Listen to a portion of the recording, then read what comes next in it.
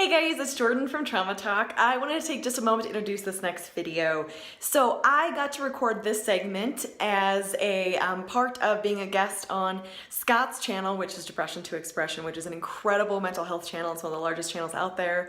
Scott does such incredible work on that channel, so I've left a link in the description. Please go check it out. I know you've heard me mention it before in previous videos, but he had me come on his channel and talk about sort of the intersection of faith and mental health and my experience with that, which was initially pretty negative, and sort of how I've come to think about faith and mental health now and my experiences now. And so that's what this next video is about. I hope you enjoy, and welcome to all my new subscribers from that channel and other channels. I'm so glad that you guys are here. Let's dive on in. Hey guys, it's Jo, and I am so excited to be here. Scott, thank you for that introduction. Before I get started, can we just take a moment to thank Scott for the amazing work that he does on this channel? Seriously, thank you so much. You are a rock star.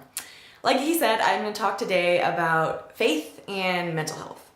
If you have talked to many people of faith, or if you've been in the Christian community, my guess is that you've probably heard lines like, oh, you just need to pray about that, or that's a spiritual issue, or just take that to God.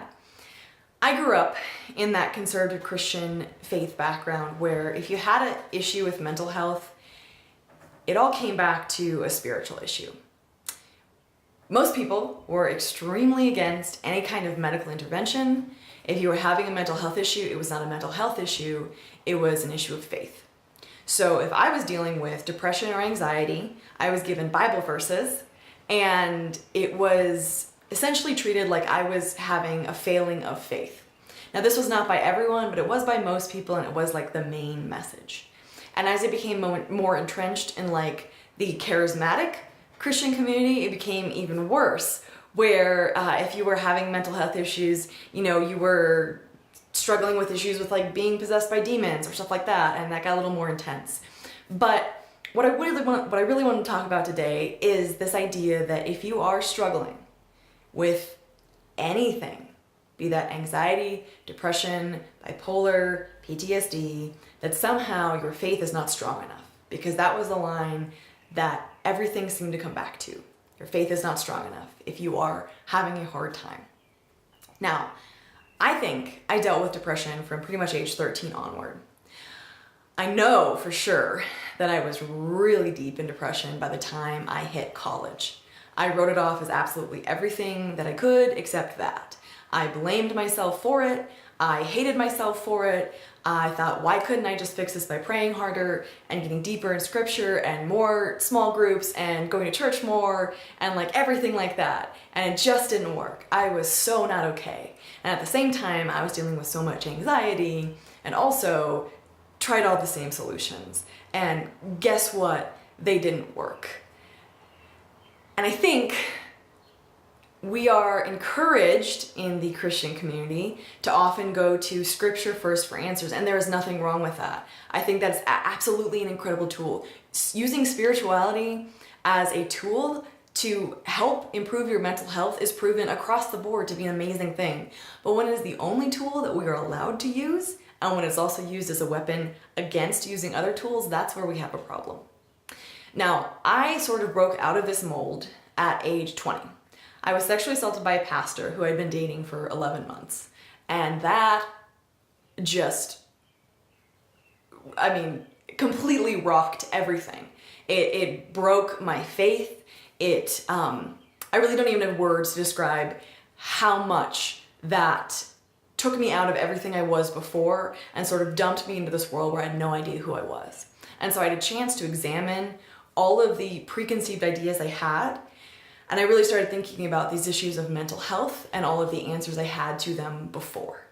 Now, after I was assaulted and after coming out of this incredibly abusive relationship, I was more not okay than ever. And I was so depressed, I was so suicidal. I was dealing with PTSD, and I needed real professional help. And I needed, in my case, medical intervention as well. I ended up going on an antidepressant, which I think in many ways saved my life, but it was a tool that I combined with many other things like finding community and support and exercise and yoga and journaling and writing and art and trying new things and finding new people. Like I combined it with everything that I could to stay afloat, to find life again. And I combined it with faith as well. And that was probably the hardest one for me to reconcile with after what I had been through. But where I am now, 6.5 years after everything that happened and having had a lot of time to think about faith and mental health, I've come to the realization that if you're struggling with anxiety or depression, PTSD or bipolar, or fill in the blank with whatever mental health trouble you are having, it is not because your faith is not strong enough. I feel like I could repeat that all day. It is really not because you are not strong enough or your faith is not strong enough or anything. It's not because you're not praying hard enough. It's not because you haven't read enough scripture. It's because there are things that are chemically wrong with our bodies. There are things that go wrong in our minds, and that's okay. You are not to blame for that. You are not wrong for that. There are a lot of solutions that you can try, and some of it is investing in your spirituality. Some of it is talking to a doctor. Some of it is talking to a counselor. Some of it is exercise and, going outside like so many people say to do. It's so many things. There is no one answer, and you are not failing as a Christian because you are looking for other answers that aren't just God. I fully believe that God has given us so many tools. He knows that we struggle with mental health, right? He knows who we are as people. If you are a person of any kind of faith who believes in God, I'm guessing that you believe that God knows his people. He knows what you're dealing with, and he wants you to get better. He wants you to be okay. He does not want you to suffer. I would encourage you to find help if you are not okay. Whether that's, like I said, going to a doctor, going to a counselor, going to whoever it is, find help. Please do not think that the only answer is prayer and scripture, because it's not. The world is much bigger than that. God understands that the world is much bigger than that. God has created a world that is much bigger than that. And I think that that is really cool. I think that looking at mental health and God, like the only answer has to be in a book or, praying the way we think about it in America is such a small-minded view of God to take. Like, isn't God a lot bigger than that? Couldn't he think much bigger than that? At least that's where I've come to in my faith. Thank you, Scott, so much for having me on this channel. Seriously, it means the world to me. And like I said, you rock. Thank you for everything you're doing.